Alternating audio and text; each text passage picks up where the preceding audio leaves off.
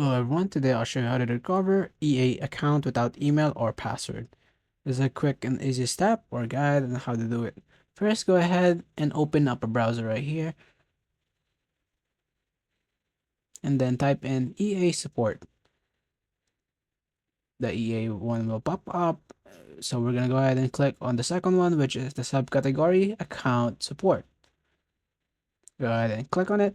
Once clicked, go ahead and scroll down until you see support or contact us.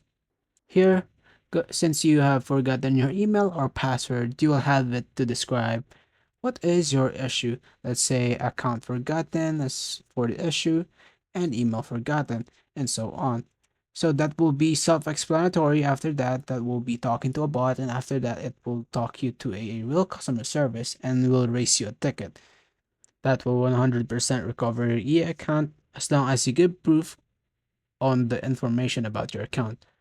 That will be all for today, guys. Have a wonderful day. Thank you for watching.